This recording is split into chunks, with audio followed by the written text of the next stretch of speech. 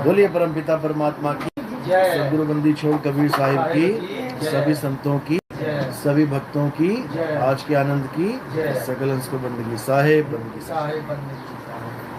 सहारनपुर में परमात्मा के मूल ज्ञान का प्रचार हो रहा है। नए भगत भी हैं, पुराने भी हैं। तो आज जो हम बात करेंगे जड़ और चेतन पे, क्योंकि पारक सिद्धांत के भी भगत जी आए हुए हैं। तो ऐसा होता है कि जो ज्ञान चर्चा होती है, जो ज्ञान आदान प्रदान होता है, निष्कर्ष निकले तो वो सत्संग सफल हो जाता है। वरना सत्संग तो चलते ही रहते हैं, हजारों लोगों के सुने, हजारों लोगों के सुन के बुला दिए। तो कबीर साहब का सिद्धांत क्या है, मूल सिद्धांत क्या है, बाकी कबीरपंथी क्या कर रहे हैं, क्या समझा रहे हैं, इस पे हमने विचार करना पड़ेगा। इस दुनिया में दो ही प्रकार के तत्व हैं। गीता में भी यही बोला गया है कि हे अर्जुन, इस दुनिया में दो प्रकार के तत्व हैं, एक है सत्य और एक है असत्य। सत्य क्या है?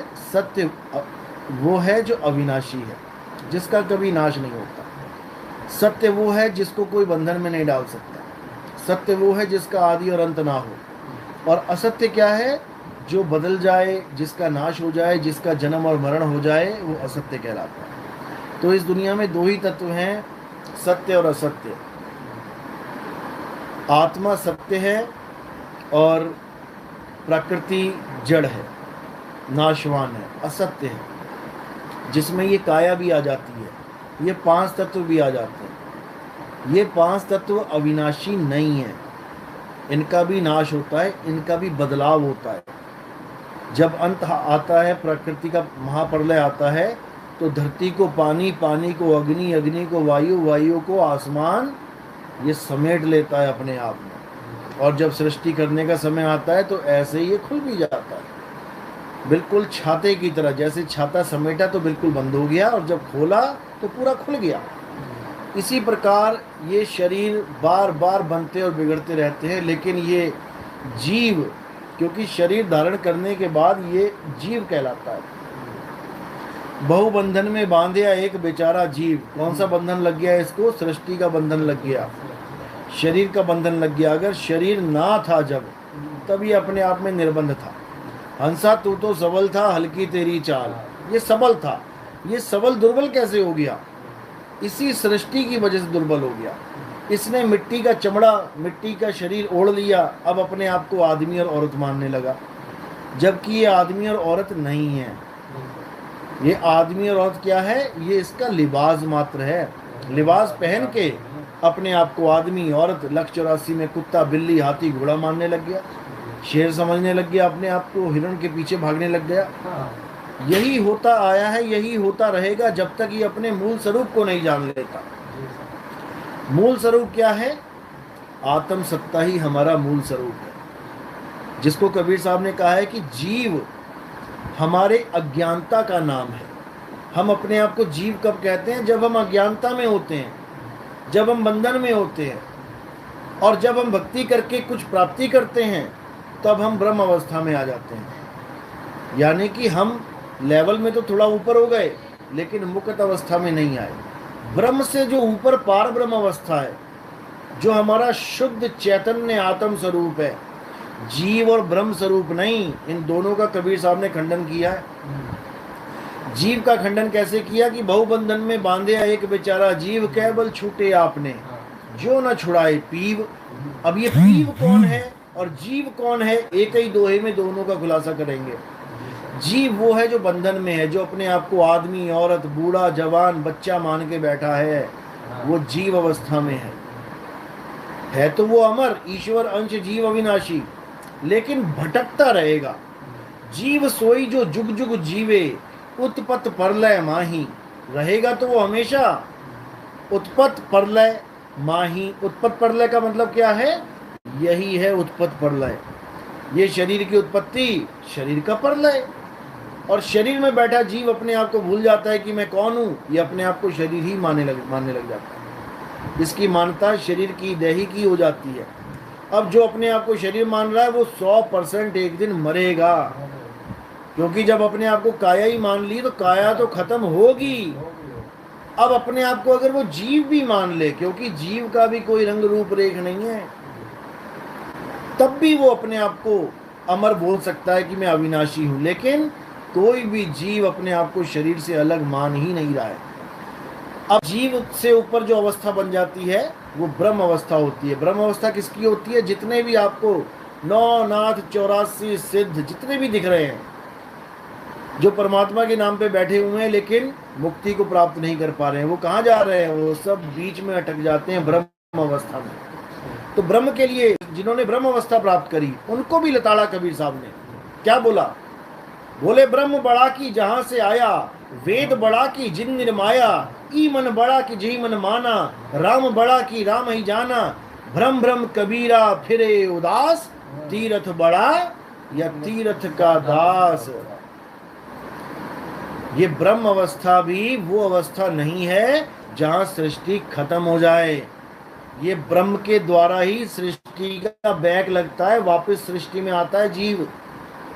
सारे ऋषियों मुनियों ने क्या बोला? सारी भक्ति पूर्ण करने के बाद अहम ब्रह्मस्मि, मैं ही ब्रह्म हूं। यही अज्ञान था, मैं ब्रह्म नहीं हूं भाई, ब्रह्म मेरी नीचे की अवस्था है, मैं ब्रह्म से भी ऊपर हूं। लेकिन लोग नहीं जान पाए। जब कबीर साहब थे तब लोग ब्रह्म और वेद में ही फंसे पड़े थे, क्योंकि वेदों को ब्रह्म के द्वारा बनाया गया ग्रंथ यानी भगवान के द्वारा बनाया हुआ ग्रंथ मानते थे। तो कबीर कई लाइन में वेद को भी और ब्रह्म को दोनों को नकार दिया। लेकिन कुछ लोग भ्रम फैला रहे हैं कि ब्रह्म नहीं बोला, ब्रह्मा बोला, कि ब्रह्मा बड़ा की जहां से आया। ये बिल्कुल गलत है, ये बिल्कुल गलत है। अच्छी तरह समझाया जाएगा आने वाले सत्संगों में। बीजक में 600 साल पहले ब्रह्म ही बोला गया है। जितने भी लोगों ने बाद में लिखा है बीजक को देख देख के अपने ग्रंथों में, उन्होंने ब्रह्मा कर दिया, क्योंकि वो ब्रह्म को समझ नहीं पाए कि ब्रह्म क्या है। उन्होंने गलती से अज्ञानता में या कह लो कोई पीछे कारण था, उस कारण से ब्रह्मा कर दिया। लेकिन वो क्या कारण है वो समझाया जाएगा आने वाले सत्संगों में। तो कबीर साहब ने ब्रह्म का खंडन करते हुए बोला कि ब्रह्म बड़ा की जहां से आया और वेद बड़ा की जिन निर्माया। ये सारे ब्रह्म और वेदों की महानता गा रहे थे, आत्म स्वरूप को भूले पड़े थे। तो कबीर साहब ने आत्म स्वरूप की महानता बताते हुए बोला कि जल में मीन प्यासी, मोहे देखती आवे हंसी, आत्म ज्ञान बिना नर भटके, कभी काबा कभी काशी। कि जो कुछ भी है ये आत्म सत्ता है, आत्मा के बिना ब्रह्म भी सृष्टि नहीं बना सकता, क्योंकि ब्रह्म से ही त्रिगुण पैदा होते हैं। और आत्म सत्ता ना हो, त्रिगुण पैदा करके दिखा दे, ब्रह्म नहीं कर सकता। ब्रह्म कह लो, निराकार कह लो, मन कह लो, एक ही बात है। क्योंकि मन सूरत के द्वारा ही जीवित हुआ बैठा है। जो तुम्हारा मन बार बार सोचता है, मन ये कर रहा है, मन वो कर रहा है, ये मन ताकत कहाँ से ले रहा है? ये तुम्हारी आत्मा से ताकत ले रहा है, तुमसे ही ताकत लेके और तुम्हें ही उलझा देता है, तुम्हें ही भटका देता है।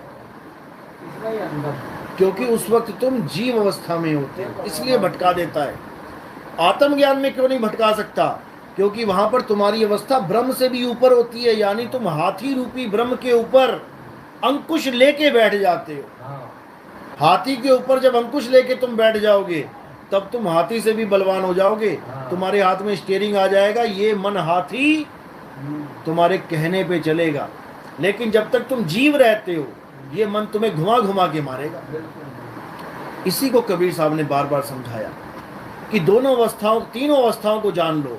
जीव अवस्था, शिव अवस्था और पीव अवस्था, इन तीनों का ज्ञान जब तक तुम्हें नहीं होगा तुम्हारा कुछ होने वाला नहीं। साहिब कहते जीव शिव सब प्रगटे, वह ठाकुर वह दास, कबीर और जाने नहीं एक राम नाम की आस। एक ही दोहे में तीनों अवस्थाओं का ज्ञान बता दिया उन्होंने। जीव शिव सब प्रगटे, पैदा नहीं हुए, ना कभी जीव पैदा होता है ना कभी ब्रह्म पैदा होता है। ये अवस्थाओं के नाम हैं, अज्ञानता का नाम है ये जीव और शिव। कहते जीव शिव सब प्रगटे, वह ठाकुर वह दास।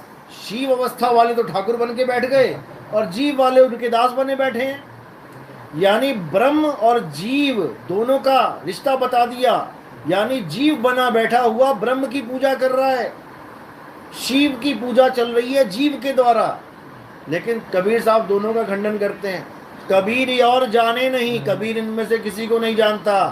एक राम नाम किया सब, ये राम नाम कौन है, ये राम नाम क्या है? इसको पढ़ पढ़ के लोग सोचते हैं कि भगवान राम के पुजारी हैं कबीर साहब, कि दशरथ पुत्र राम जी के पुजारी हैं कबीर साहब। ऐसा बिल्कुल नहीं है।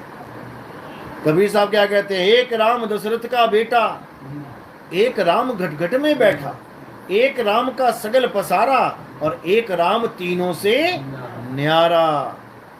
अब इस दोहे को सुना के भी मूर्ख बनाने वाले बैठे हैं कई, कहते हैं चारों राम एक ही हैं, चारों राम एक ही हैं। अब उनको कोई ये पूछे कि एक राम तीनों से न्यारा, न्यारे का क्या मतलब होता है? न्यारे का क्या ये मतलब होता है कि चारों एक ही हो जाएंगे? तीन अलग हैं और तीनों से न्यारा चौथा राम अलग है, लेकिन लोग नहीं समझ पाते। इसीलिए कबीर साहब ने बार बार लताड़ा लोगों को समझाया, डांटा भी, फटकारा भी, लेकिन लोग नहीं समझ पाए।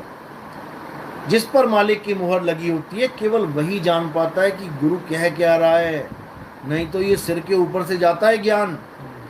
तो साहिब कह रहे एक राम दशरथ का बेटा, कौन सा है वो राम?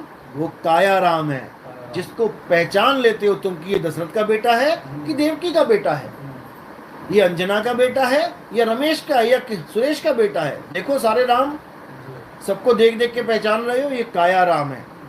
एक राम दशरथ का बेटा, एक राम घट घट में बैठा जो सब घटों में विराजमान है। वो कौन है? जो सब घटों को चला रहा है। वो कौन है? जो सब घटों में बैठ के सब में रमा हुआ है। कौन है वो? जीव राम। आपका शरीर, आपके शरीर में आपका जीव, आपके शरीर में आपका जीव, सबके शरीरों में सबके जीव बैठे हुए हैं। बिल्कुल। एक राम दशरथ का बेटा, एक राम घटघट में बैठा, एक राम का सगल पसारा। अब ये कौन है जिसका सगल पसारा? ये पसारा है क्या? ये जो पसारा तुम्हें आंखों से दिख रहा है यही पसारा है। ये ब्रह्म राम कह लो, मन राम कह लो। छोटी सी झोपड़ी बनाई मन ने, कहता आसमान के नीचे नहीं रहूंगा, मुझे एक शेल्टर चाहिए। एक प्लास्टिक जोड़ के एक छोटी सी झोपड़ी बना ली। थोड़ा काम धंधा स्टार्ट किया, पैसे आने लगे, कहता नहीं ये तो छोटा सा घर है, मुझे बड़ा चाहिए। एक कमरे का मकान बना लिया। और थोड़े पैसे आ गए, कहता नहीं ये छोटा है, 2 कमरे का बना लिया, 2 बिल्डिंग बना ली, 10 मंजिला बना लिया। बढ़ता ही चला गया, 1 से मकान से 2, 2 से 4, 4 से 8 करता ही चला गया। पूरा पूरा शहर बसा दिया। कौन से राम ने बनाया? ये पहले राम ने बनाया शहर, ये दूसरे राम ने बनाया है, ये तीसरे राम ने बनाया है। ये मन के खेल हैं जो तुम्हारा विस्तार करता जा रहा है, करता जा रहा है। अकेला आदमी आया था दुनिया में, जवान हुआ, कहता नहीं मैंने तो विस्तार करना है, बीवी लाओ, शादी करूंगा, बच्चे हो गए, विस्तार कर लिया।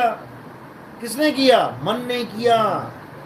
एक राम दशरथ का बेटा, एक राम घटघट में बैठा, एक राम का सगल पसारा, एक राम तीनों से न्यारा। ये कौन है? अब ये तन राम से भी अलग है, ये जीव राम से भी अलग है, ये मन राम से भी अलग है। ये कौन सा राम है? ये आत्म राम है। हमारी मुक्त अवस्था, जिस अवस्था में हम थे, जिसको बोला जहिया जन्म मुक्ता हता और तहिया हता ना कोई, छठी तुम्हारी है जगह, तू कहां चला भिगोए। तेरी अपनी आत्म अवस्था है, उसको छोड़ के तू कहां 5 तत्वों में जा रहा है, कहां तू जन्म मरण में फंसने जा रहा है। तो वहां से उतरते ही ये जीव बना बैठा है यहाँ पर। अब इस जीव की मुक्ति तभी होगी जब इसको कोई भेदी गुरु मिल जाएगा। भेदी गुरु किसका भेद बताएगा?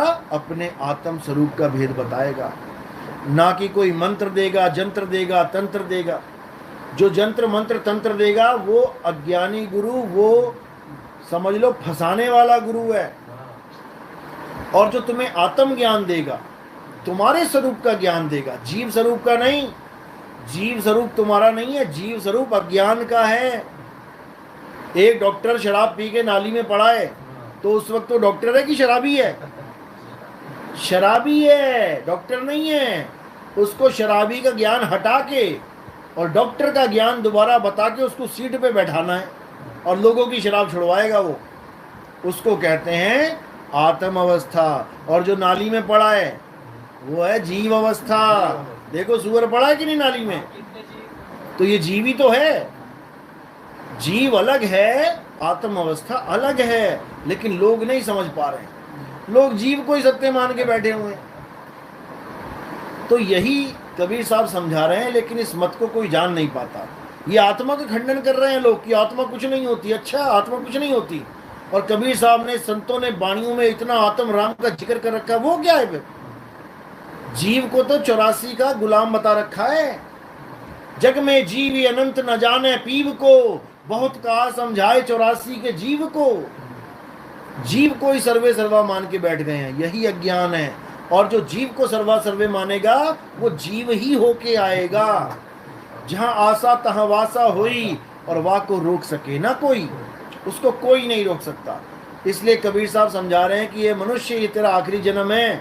अगर इस जन्म में तूने होशियारी नहीं दिखाई, तूने विवेक बुद्धि बल नहीं बढ़ाया अपना, तो तू दोबारा से उसी 84 में चला जाएगा। कोई बचाने वाला नहीं। 184 भटक के पौ पे अटके आए, अब की पासा ना पड़ा तो फिर 84 जाए।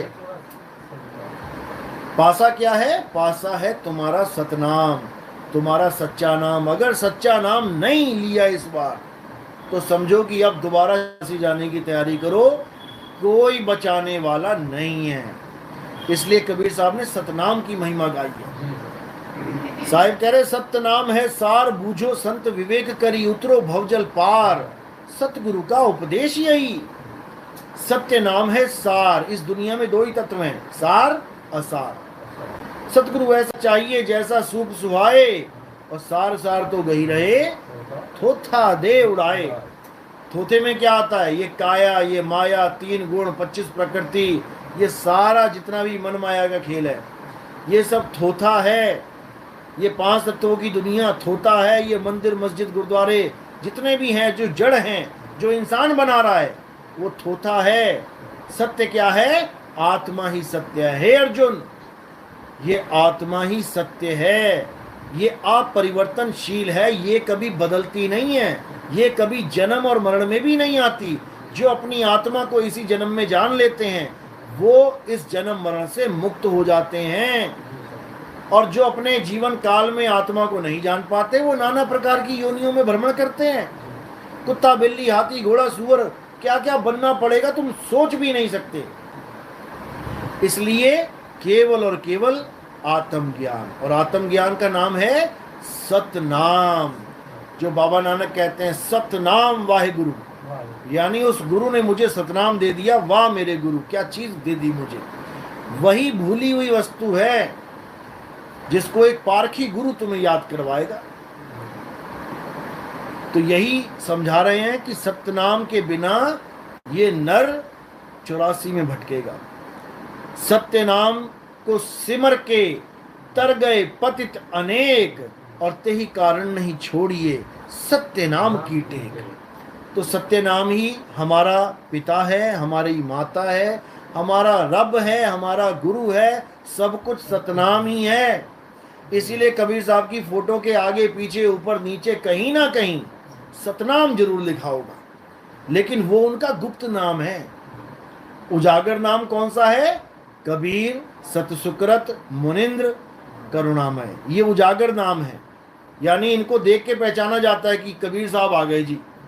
लेकिन जो उनका गुप्त नाम है, क्योंकि नाम आपका भी गुप्त है, जो उनका गुप्त नाम है वही तुम्हारा गुप्त नाम है, दोनों में कोई फर्क नहीं है, वो है सतनाम। राम जी का शरीर देख के उसका नाम रखा कि राम है, लेकिन उनका भी नाम सतनाम है। इसलिए बोला जाता है राम नाम सत्य है। जो राम का असली नाम वो राम नहीं है, वो तो 52 अक्षर है। वो तो अक्षर बनने के बाद रखा गया। रा और मा, जब ये अक्षर नहीं बने थे, का खा गा गा नहीं बना था, आ ई नहीं बना था, या रा ला वा शा नहीं बना था, तो राम का रा कहां से आता? पा फा बा भा माँ वाली लाइन ना थी तो माँ कहाँ से आता? बचपन में यही पढ़ाया जाता है, ये 52 अक्षरों का ज्ञान दिया जाता है, उसके बाद वहां से सारे नाम लिए जाते हैं।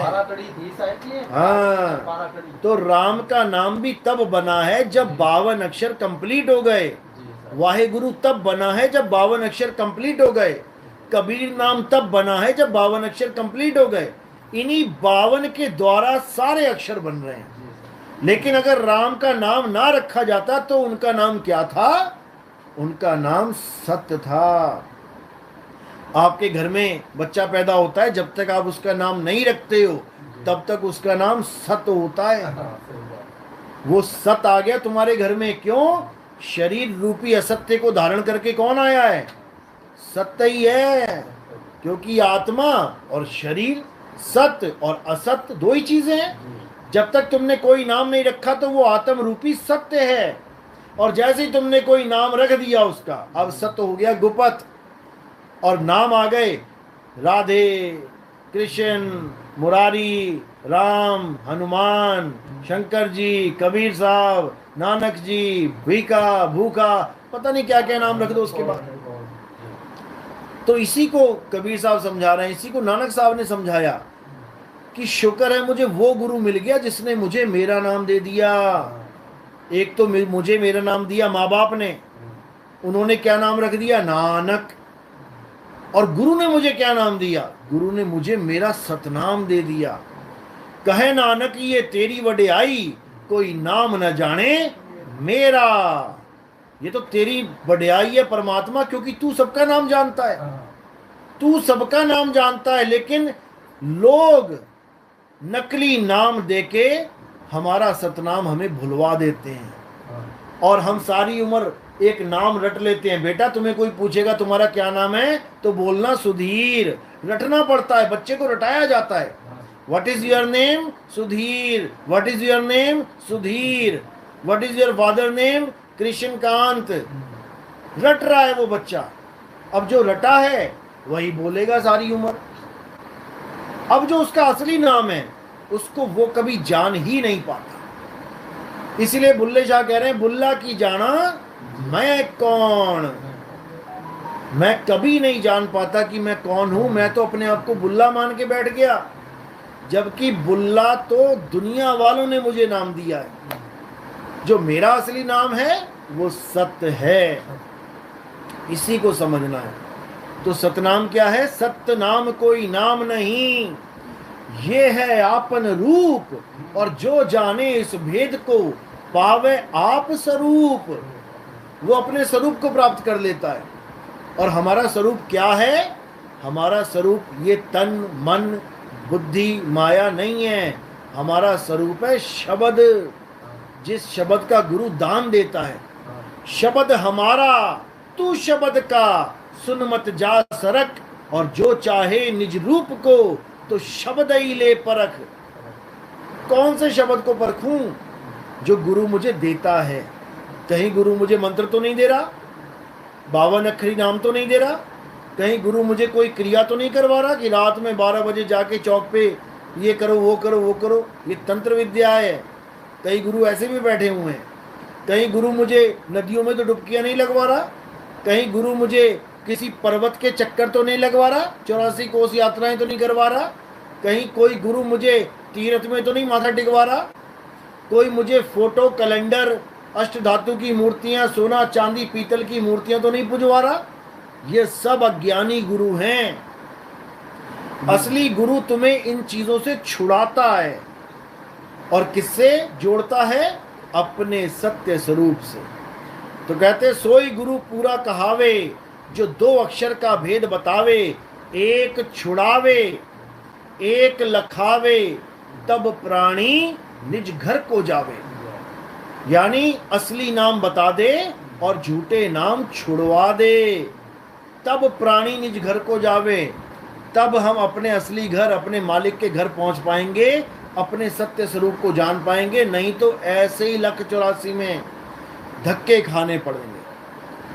तो यही बार बार संतों ने समझाया कि 184 जून सबाई, पर मानस को प्रभ दी वडे आई। इस पौड़ी ते जो नर चूक के आए जाए दुख पाए। ये इंसान चोला ऐसी मत समझ लेना कि ऐसे ही मिल गया मजे करने के लिए। ये बहुत बहुत मुश्किल से मिलता है। इस देही को सिमरै देव, सो देही कर हर की सेव। हर की सेव, हर क्या होता है? हर का मतलब होता है जो तुम्हारे शरीर को हरा भरा रखता है, जिसकी वजह से ये पेड़ पौधे हरे हैं। जैसे ही वो साथ छोड़ देता है शरीर का, ये सूख जाते हैं, सड़ जाते हैं, गल जाते हैं। तुम 150 साल जीवित रहो, तुम्हारा शरीर हरा भरा रहेगा, आत्मा साथ है तो। जिस दिन आत्मा ने तुम्हारे शरीर को छोड़ दिया, वो सूखना शुरू हो जाएगा, गलना शुरू हो जाएगा, मिट्टी बन जाएगा वो। तो हरी वो है जिसके कारण तुम्हारी काया हरी भरी है, ना कि तुम पत्थर को हरी मान के बैठ जाओ कि पत्थर का हरी पूजोगे। अरे एक चेतन सत्ता, एक आत्मा पत्थर को भगवान मान के बैठ जाए तो इससे बड़े दुर्भाग्य क्या होंगे। क्या हमारे राम जी मिट्टी के थे? क्या हमारे कृष्ण जी मिट्टी के थे? तो तुमने भगवान को मिट्टी का कैसे बना दिया? कृष्ण जी समझा समझा के थक गए कि हे अर्जुन, तू और मैं शरीर नहीं है। जो तुझे और मुझे शरीर करके जानता है, वो कभी हमारे सत्य स्वरूप को नहीं जान सकता। हे अर्जुन, ये शरीर तो हमारे कपड़े हैं, एक दिन जर्जर अवस्था होगी, इसको हम खोल के फेंक देंगे। तुम्हारा और मेरा स्वरूप आत्मा है, हम अजन्मे हैं, नित्य हैं। ऐसा कोई समय नहीं था जब ये राजा महाराजा तुम और मैं नहीं थे, और ऐसा कोई समय नहीं आएगा जब ये राजा महाराजा तुम और मैं नहीं होंगे। अब बताओ,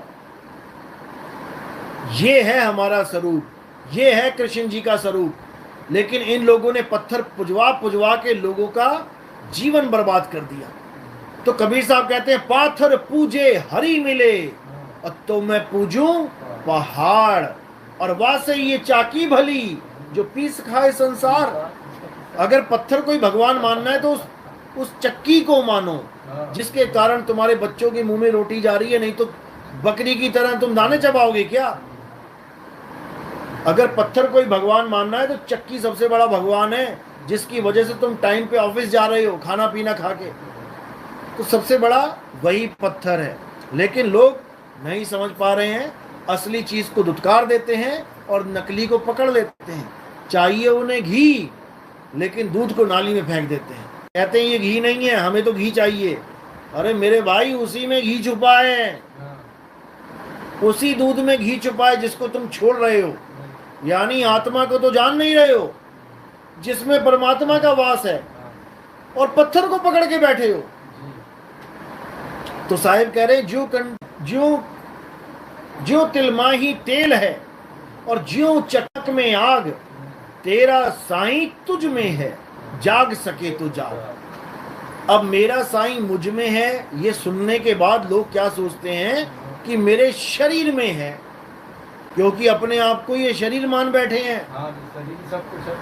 शरीर को ही अपना स्वरूप मान बैठे, तो कह रहे हैं शरीर में है परमात्मा। शरीर में परमात्मा नहीं है। अगर शरीर में परमात्मा होता तो ये शरीर कभी मृत होता ही नहीं। वाणियों में कई जगह लिखा होता है कि प्रभु बसे हृदय माही, तो लोग हृदय को मानने लग जाते हैं कि यहाँ बैठा है हृदय में। अगर परमात्मा हृदय में बैठा होता तो इसमें कभी हार्ट अटैक आता ही ना, कभी इसकी मृत्यु होती ही ना। लोग नहीं समझ पा रहे हैं कि वो शरीर से न्यारा है, अजूनी सैभंग, यानी जो कभी जून में कभी शरीरों में आया ही नहीं। शरीरों में कौन आती है? सुरता, सुरत आती है शरीर में। जैसे कांच के सामने जो कुत्ता खड़ा है वो कभी कांच में गया ही नहीं। कांच में कौन गया? उसकी सुरता। और कांच में जो दूसरा कुत्ता दिख रहा है वो क्या है? उसी का प्रतिबिंब। वो कांच में नहीं घुस गया जाके। इसी को साहिब समझा रहे हैं, जैसे स्वान कांच मंदिर में भरमते भूख मरे हो, और कहें कबीर नलनी के सुगना, तो हे कौन पकड़े हो। क्या वो कुत्ता कभी बाहर निकल के उस कुत्ते को काट सकता है? कभी नहीं काट सकता। लेकिन वो भौंक भौंक के मर जाएगा शीशे के सामने, अज्ञानता में। इसी प्रकार तुम अजर अमर अविनाशी तत्व हो, तुम्हें कोई पकड़ ही नहीं सकता, लेकिन तुम मारे जाते हो अपने स्वरूप को ना पहचानने के कारण। ये जितने भी दूत दिखाई देते हैं, काल के दूत आ गए जी, यमदूत आ गए, पकड़ रहे हैं मुझे, ये तुम्हारी अज्ञानता की वजह से पकड़ रहे हैं तुम्हें, और वो पकड़ भी नहीं सकते, तुम खुद ही उनको अपना हाथ दे देते हो कि लो पकड़ लो मुझे। तो इसी को गुरबाणी में बोला है कि प्रताप तुम्हारा देख के यमदूत छट जाएं। किसका प्रताप दिखाना है? अपने सत्य स्वरूप का। जब अपना स्वरूप तुमने प्रकट कर लिया, उसके बाद ये यमदूत वमदूत कुछ नहीं कर सकते तुम्हारा। उसके बाद क्या है? नैनम छिंदंती शस्त्राणी नैनम दहती पावका न चैनम क्लोदन तापे ना शोषती मारुता। हे अर्जुन, इस आत्मा को ना तो कोई शस्त्र काट सकता है, ना अग्नि जला सकती है, ना वायु सुखा सकती है, ना जल भिगो सकता है, तो यमदूत कैसे पकड़ेगा? कोई ये नहीं बता रहा। सब पत्थर पूजवाने में लगे हैं कि पत्थर पूज ले भाई, तेरी मुक्ति हो जाएगी, तुझे यमदूतों से बचा लिया जाएगा। इनको ये नहीं पता पत्थर ही यमदूत हैं, पत्थर ही यमदूत हैं। जैसे पत्थर की पूजा करोगे उसी रूप में कोई ना कोई आ जाएगा। और चाहिए क्या? अपना स्वरूप चाहिए, अपना आत्म स्वरूप चाहिए। तो यही कबीर साहब कह रहे हैं, देव निरंजन सकल शरीरा। देव निरंजन कौन है? यमराज कौन है? सकल शरीरा। किसी भी शरीर के तुम आस लगा के बैठ जाओ, किसी भी शरीर की तुम ध्यान करके बैठ जाओ कि मेरा परमात्मा ऐसा होगा, मेरा भगवान ऐसा होगा, वही निरंजन है। देव निरंजन सकल शरीरा तामे भ्रम भ्रम रहल कबीरा। लेकिन ये किसी को समझ में नहीं आ रहा।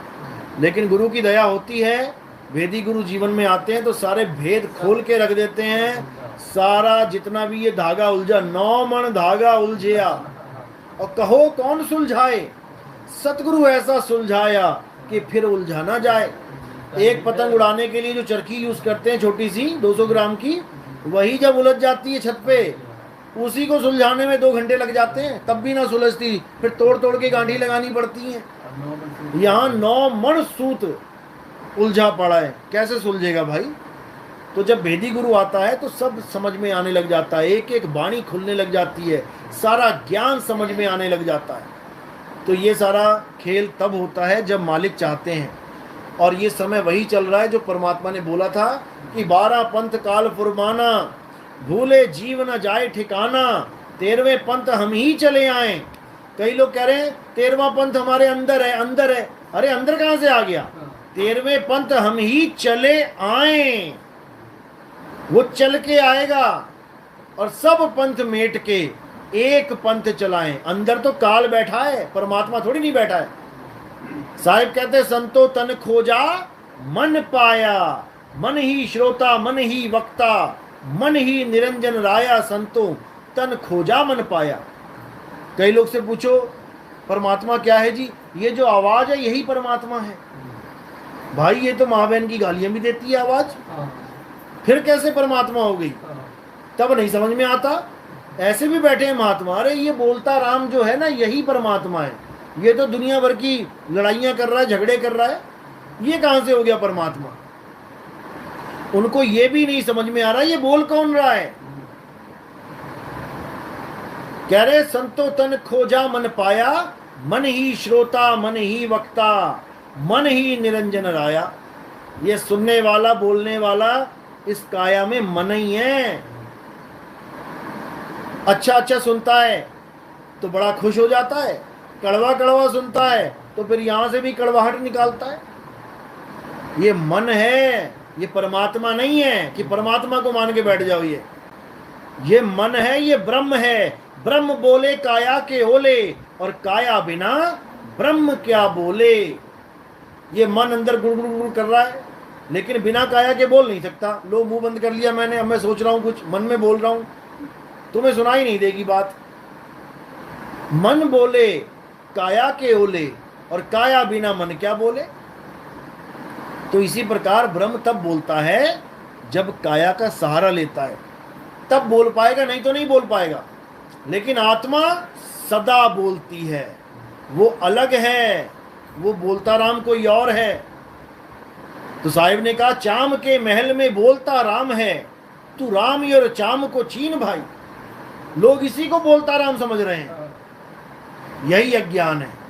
ये आवाज उस आवाज की वजह से आ रही है।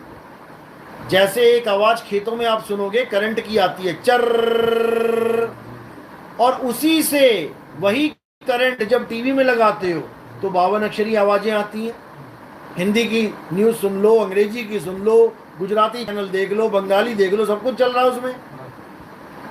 तो दोनों आवाजें अलग हैं। ये आवाज उसकी वजह से आ रही है, उसको कोई जानता नहीं है। वो एक अखंड रस है, अविनाशी रस है, और ये खंडित है, 52 अक्षर है। तो इसी को समझना है। गुरु ग्रंथ साहब में बिल्कुल क्लियर बोला है, 52 अक्षर जोरे आन, सक्या ना अक्षर एक पहचान।